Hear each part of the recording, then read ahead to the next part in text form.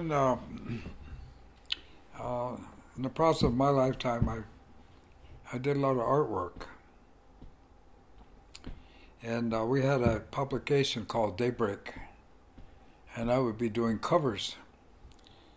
And so when I heard that for the first time, I think ever, that a pope was going to come to North America, John Paul II, I thought that would make a cover for a Daybreak. But I said, what does the Pope bring? Well, he brings a history, for certain. He brings religion to Native people. He brings a challenge to the traditions and the councils of the people of this hemisphere, basically. And I said, well, let me see what I can do for a cover. And so I put the elements here, the elements of these events. The singers, the spiritual singers, the songs they have that's here. When he came here, these songs were ancient. And those singers know those songs. And we all know them, and we still use them. We're not able to wipe out. And then,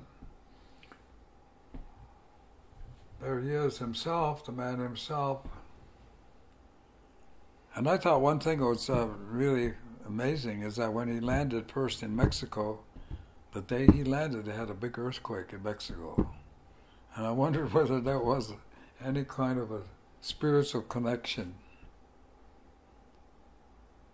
But of course, long before he landed, the depiction up here of the Spanish conquistadores bringing the Catholic faith to our people, one way or the other.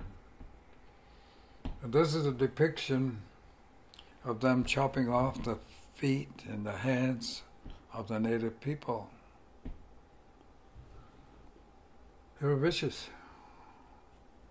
What they did to our people annihilated hundreds of thousands of people. Ruthless. Ruthless in the name of God, which is a very, very difficult concept. How can that be done in the name of a spiritual personification or entity of God? And then, of course, our Western brother here, very spiritual. They have many, many ceremonies. Many, as Native people across the country do, all have these ceremonies. And when you attend these ceremonies, you don't have to understand the language it's in because you understand what they're doing and who they're talking to and what they're saying. Don't have to be told. We all know that. So it's kind of a common understanding of life here we have right up and down North, Central, and South America. And then, of course, here is a depiction of the young Mohawk woman who they made a saint just recently. And she was just a mere child. Didn't live to beyond, I think, 17 or 18. But she was a believer in their faith. And so, all these years, they finally granted her a real position as a saint. That just happened a few years back. And so, in this depiction of history, slaughter, spirituality, religion, and leaders, it's a depiction of what happened to our people when the landfall of Columbus. And it should be clear, that Columbus was a murderer. He was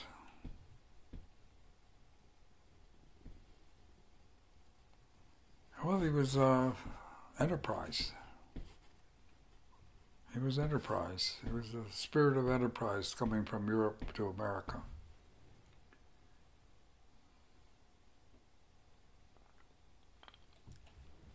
So I believe that the Christian doctrine of discovery that came over 1493, issued by Pope Alexander VI, that became the law of nations and finally became federal law, U.S. federal law. In spite of the discussion of separation of church and state,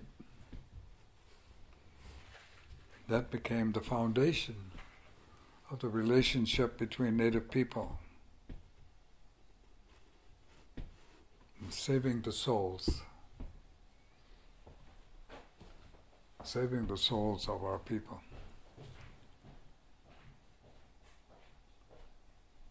Yeah, a cover for Daybreak.